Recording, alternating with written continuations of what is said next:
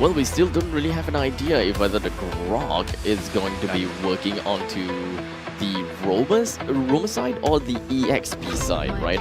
Understandably, we do have, we know that Paquito is gonna play in the EXP for sure. OhDeerBambi have decided to pick up the Karina for himself, and I gotta have to say that is more of like a comfort, stable pick, not necessarily something that they are looking into the counter. It is. I mean, OhDeerBambi plays a lot of Karina as well, and there's potential for him to snowball, especially when he gets online in the early game, is pretty big. But SMG hasn't quite revealed their jungler yet, unless they take this Paquito into the jungle, but it seems more likely that it's gonna go in the EXP lane. So, like you were talking earlier about how Joxxx is probably going to go the assassin route as well, right? And right now, a lot of assassins are actually available, but the thing is, if he does that, there's kind of a less tanky. There you go. Oh, it's actually a Paquito jungle. It is actually going to be a Paquito jungle. Not something that we see all the time, considering the fact that it is relatively tough for Paquito to actually just run right into the face of the Melissa. But it's also not something that Masha is able to just run right in the face. Honestly, I don't really know much. But now, looking at Lapu Lapu being picked by Stellark, it kind of seems as though Stellark definitely have done their homework with the great burst of damage coming in from Lapu Lapu. He is able to hold on to the battlefields with just his raw gut. We're seeing so many heroes come out in the first time this MPL season. Lapu Lapu is one of them as well, has not been played a single time yet, but with the recent changes in the patch, I think they buffed the Bravest Fighter, so the initial hits from Lapu Lapu is going to hit harder. But this means that, you know, Stellark, they're pretty all-in composition here. The moment they go in with the Bravest Fighter, with the Wild Charge, with the Real World Manipulation, they are spending all their huge ultimates there. Now, we've got different heroes that's mashed together. And the question is if whether they will be able to put themselves into a nice little guacamole salad, or it's just gonna come up as, you know, some weird stuff in a blender. Ladies and gentlemen, let us just take a look at Stellark versus SMG game number 2. Holler, Scrubby, take it away. We're going to go into Game 2 again. Things are very awkward in the sense that you have the Franco with a Dairy, 100% win rate, 6-0. And then you're going up against the Lapu Lapu, which we have not seen. So is it going to be the tried and true Franco, or is it going to be the Lapu Lapu, which again, we haven't seen too much of? Are we going to see like a new meta coming out of this one, Scrubby? Well, we could. He has been played a lot actually in past seasons, right? But then we kind of saw him fall off because I think it was in kind of a weird position for him. And the thing is, you have to really be able to commit for fights. And in the EXP lane, if you send a Lapu, he doesn't have as much sustainability. Speaking of Dairy. Oh, that wall locks him off. Dairy getting so low, he's going to be fine. He's going to make sure that he doesn't die first blood, right? Not yet. Hopefully not yet. But Fossa is still putting some pressure onto Joxxx here. Yeah, it's gonna. I mean, it's just again a little bit of a waltz. Can he go for the steal? Is he able to do anything, any sort of real damage? I don't know at the end of the day. But Rum, he's looking on a scouting mission. He's gonna be running off, and he should be fine as well. Yep, so Lapu, right, he's not able to sustain as much in the lane, and therefore it makes it harder for him to be able to proxy as compared to other heroes that play in the EXP lane this meta. But I think, I guess it suits their composition. They're really going all in, like we talked about earlier with this draft here. On the flip side, though, it looks like SMG, it's a very pick-off strategy, so it seems kind of opposite to what they're trying to play. Yeah, very different, and I think that they needed to change things up, right? They didn't like how the game went in the beginning, where they actually were a little bit behind in the first, 5 to 10 minutes of the game. So this is one of those situations where they're looking to kind of be the aggressor, take a little bit of map control the game early, and hopefully snowball from them. This is, Team SMG, they strive on getting that early momentum. Yeah, looks like Stellark's gonna just be able to get this turtle for free though, and SMG, they're gonna turn their sights to the top lane instead to be able to pick off a kill onto SmellyCat. Yeah, so I mean, they're going to trade for that one, and it looks like SMG have kind of committed in that top area, but they've got what they wanted, which is first blood. I don't know if that's worth the turtle at the end of the day. I mean, the turtle is definitely more delicious in a soup, right? If you are tending to eat it, then yes, I guess. But that's not what SMG wants to do. I don't think they are looking for turtles, so instead they're looking for kills. They just want to get the kills, and that's why they rotated all the way up top to pick off on SmellyCat. And this is going to help Enya scale faster in this gold lane as well. Yeah, they're going to need that speed. I mean, just trying to get you one of your laners just a little bit of an advantage. Make sure that you have that going in. Hopefully that kind of snowballs in, but I don't know if that's worth the trade at the end of the day with the turtle. I mean, yes, it's the first one. It's not game over at this point, but it's one of those situations where you really need to, trade out the pros and cons and make sure that it's kind of what you're looking to do at the end of the day. But SMG now sticking around. OhDeerBambi gets hooked here. That's going to be the first one. Knocked up as well. Real world manipulation, but they'll just kind of walk out of this one, and it should be nothing left of that. But they got what they wanted, which is that one kill on OhDeerBambi. Yeah, nice pick off there on the side of SMG, and recognizing, that they don't want to fight for long periods in these choke points as well, especially because Sync has that real world manipulation. Also probably why they didn't want to contest the turtle, because it could be dangerous for them. Well, Joe, if he does steal the ultimate, he can potentially help to re-engage in these fights. But, well, we'll see how they take it. In the meantime, it looks like SMG does have a lot of pressure across the lanes, but Joe in some trouble. Oh, took a ton of damage from the crystal. Sync just completely on point with that. Really nice angle, making sure that he was going to take most of this. But Rum. Now he's looking to go in this one. Derry's looking to fight. Chu will back off, gets to safety, and that's going to back things off and just kind of everybody settles down. Oh, Enya now taking a kill up top, and this is going to give Stellark the opportunity to take some gold off of that top tier turret, and also maybe a more advantageous positioning on this turtle. Look, any team that's going up against Stellark, you gotta understand that Stellark want to prioritize that top lane. They got a whole bunch of chip damage. They did a ton of damage even before the 5-minute mark in that point, so they're going to continue to do that. Other teams, please take note as you play up against Stellark. Well, this time there's going to be SMG taking the second turtle, so they've kind of evened that up, right? They're just 600-ish gold behind Stellark. Not too huge of an issue right now. Enya is a little bit behind SmellyCat, but he does have the space to farm another hook. That hook! And the real world manipulation will just zone and just keep him alive, but Fossa does get hooked, and that's the power of this Franco. You got to be careful. You can't be just hiding in any the bushes. You got to be somewhere a little bit unpredictable, but Stellark right here, now all that pressure top, now is looked to pay off in the bottom lane. They've been playing these macro plays so well, right? Forcing, when recognizing the SMGs playing up top, and they force the fights and the objective takes on the bottom side. So now Stellark, they have more map control compared to SMG SG, and that's going to make it more difficult for them to farm up. And they've done really well. Like Stellark strive in the early lane. Like they play very well in that sense, and it make it very difficult. But Joxxx, on the other hand, he's going to be left just kind of scouting a bit. But what do you think about this Paquito pick? I am never really impressed when I see it. Well, I think Paquito, very, very huge burst potential, can clear very easily as well. So if Joxxx, according to his playstyle, he kind of plays the assassins pretty well as well. So using that to be able to find the backline, burst down someone from Stellark, it could definitely help.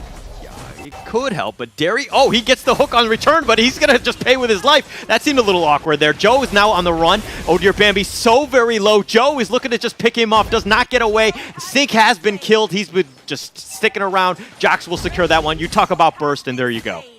Yeah, bursting down the members of Stellark there. So I think they lost 3 in that fight there. It doesn't seem like it was worth it. It was a great trade-off there for Derry, trying to pull up that hook, but they baited Stellark into that fight. So like we were talking about, when Stellark goes all in, they have all the cooldowns used. It's difficult for them to be able to re-engage or get out of it. They just have that one shot to be able to make it worth. Yeah, and that was the one shot that's all you need. Fossa is going to stay alive on this one. He does get the stun, though, onto Joe. Joe, he's been walled in. He's stuck with the turtle, but OhDeerBambi secures that one. The real world manipulation. Enya, Joxxx on the run. Derry as well. And it looks like that is a bit of a disaster for SMG.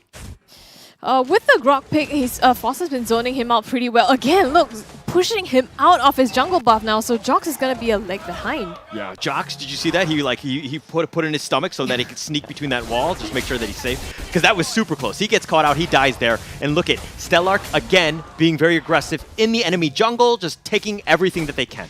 It's very interesting and very good that, you know, even though they lost in that previous team fight, they recognize that they still have the higher ground and try to contest Joxx's jungle. And with that, they gain even more vision and control. You can see the top lane is also pushing down. SmellyCat's just going to be able to take this turret. Oh, he's going to walk into, he's going to face check that one. Enya's going to pay for his sins. And Joe is looking to be dead as well. Derry, Joe, all dead. Triple kill going the way of OhDeerBambi. Very nice. Joxxx looking for some compensation potentially, but I don't think he's going to get it. And again, the Guardian's very going to zone him out fully. Stellark very sharp in recognizing, you know, with that top tier turret, they're going to rotate and try to stop it. But Fossa, just the moment he goes in, is just so quick and so sharp from the members of Stellark. The amount of control that's provided is just, it's way too much. It's very difficult to deal with. But Derry, on that one, I felt like when he was isolated, he could have just face tanked that bush by himself. And then, yeah, he would have died. But then he actually kind of waited for his team to group up and they went in together and they all died because of that. Like, it was one of those situations where you probably should have gone a little bit earlier. Which is not what you want to do, right? Well, I mean, as the roamer, sometimes you got to tank one. You got to take one for the team. I think instead of, you know, sacrificing with everybody else, it's one of those situations where they might look upon maybe Derry should have gone solo on that one.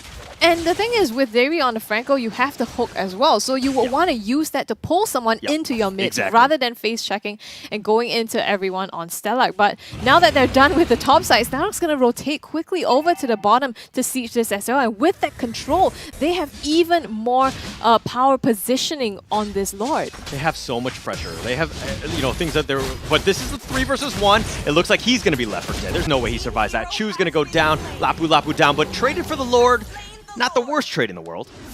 Yeah, I mean, you get 1 kill. I feel like it's more of a consolation prize that they're getting by losing this objective, because Stellark also is potentially getting this tier 2 turret on the bottom side. So now SMG is just pulling out their, you know, their backup, their secondary game plan, right? If we don't get the plays, then we split push. And that's what the Masha was picked for as well. Ram always plays this cross map very well. So we'll see if he can get anything out of it. They've already forced Chu to back and deal with him so far, but they're Stellark, they're slowly cracking open SMG's defenses. All right, you talk about a plan B, and we're definitely talking about MPL at this stage, because when I'm playing my ranked game, there is no plan B when I'm on my team, right? We're just like run into the wall, and we just keep running in until we can break it through. But it's interesting to see other teams that are actually have that strategy, something in mind that they can kind of fall back on. But again, I haven't really seen too much of it from SMG, as the Lord is going to be continued. The real world manipulation, Enya is going to leap out of that one. Rum is all the way in the middle of this. He's taking a lot of the damage. He's down to the second life. The hook is going to be a little off the mark, and the Lord goes down in the end. SMG hold. I mean, it's just the first Lord, so it doesn't do too much at this moment. I think it was okay for Stellark to be able to put some pressure there. They have to wait for the next objective that will put a dent definitely on these turrets and be able to help take down these inhibitors. So right now, Stellark is just pushing their ground and their lead even more, isolating Rum here. Oh, that wall was so good, but Rum is tanky enough to deal with that. Any other hero, and they would have been in trouble. But Fossa, really nice wall there. Yeah, and also stopping the minions from coming out of that top lane there, buying so much time for the rest of Stellark to just roam around. It's kind of back to farming at this point, but it really doesn't look great for SMG, right? They need Enya. Although he is the same on levels, he needs to be able to scale because the core of the damage is going to come from him. Yeah, he needs to scale up. But he hasn't had that opportunity to just, you know, free farm, right? He's always been stuck into fights. It seems like SMG are kind of being pressured to do things that they don't want to do. They're almost out of position at times, and they are pretty much starving for any sort of net worth. They are definitely behind. This is a pretty big 5K net worth lead at the 11-minute mark. A 5K lead, it's like half an item for if you average it out across. And again, Stellark using the Guardian's Barrier to gain vision as well as gain control over the map. Yeah, and they're going to back off here, but they've been shown. I mean, you know, SMG know that Stellark are all kind of in the bottomish area. They're going to look to just kind of set up an ambush on their own. Who wants these minions? Who's going to step in? I don't think anyone's going to really overstep their boundaries here, but somebody is going to have to make the first move here. And as I say that, again, just a bit of a stalemate in the mid lane. the conceal play though. They want to go in. I think it's interesting that they're coming from the mid lane rather than trying to take the high ground on the top side. But now they have now reverted back to that sort of positioning and pushed SMG out of that. So they will need to push up at least the top lane here. You can see Fossa as well as SmellyCat rotating to be able to clear that. And depending on who gets the ball lane as well, whichever team pulls the trigger first, we might see the fight here. But all their ultimates are still up. Again, Joe has the potential to steal that real-world manipulation. Has the potential, but the hook is going to be on point. That's going to start things off. Fossa is in the bad spot. He goes for the charge. He's going to die first. Enya will secure that one. SmellyCat kills him in return, and they want more. SmellyCat is looking to fight this one. Rum, down to the last HP bar. OhDeerBambi, no actual burst to kill him. Chu, getting a little bit low, is going to back off here. Now, if we're going to CSI this, who died one-on-one, right?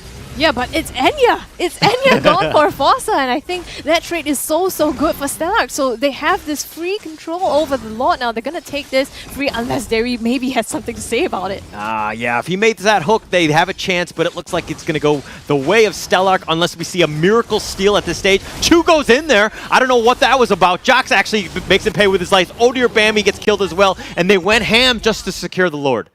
Yeah, I guess zoning and space created just to make sure that Stellark gets the Lord here, but I'm not sure whether they needed to. I guess they were just trying to prevent SMG from potentially trying to engage at the last minute and Joxxx trying to pull any sort of retribution steal there. That being said though, they are down 2 members, so it's going to make this siege together with the Lord that much harder. Yeah, but they have Megas. This is going to be pushed and it should be easily tanked here, but Fossa's going on the outside, finds Derry. He's been slowed down. The real world manipulation as well as the wall found Derry on the wrong side of that wall, and it looks like they're going to continue to push. The Lord is putting pressure as well. Fossa is just kind of more zoning in the front. Yeah, fighting at the choke points is so hard because you have the Guardian's Barrier and you just stop any kind of engagement. I mean, yes, you have the tank Derry goes in, but he's completely isolated, and now Stellark, they want to push this advantage. Oh, they've got the inhibitor turret. Fossa getting a little bit low. He's going to be left for dead. He's going to be killed here. Oh no, he survives. And SmellyCat, and they're looking to push this one. They do have Joxxx on the run as well, and they look like they're going to have the base, and that's going to be GG at the 14-minute mark. My goodness, Stellark, they took this in an even more convincing fashion, and this was not what a lot of people expected. I think the predictions went so much in the way of SMG.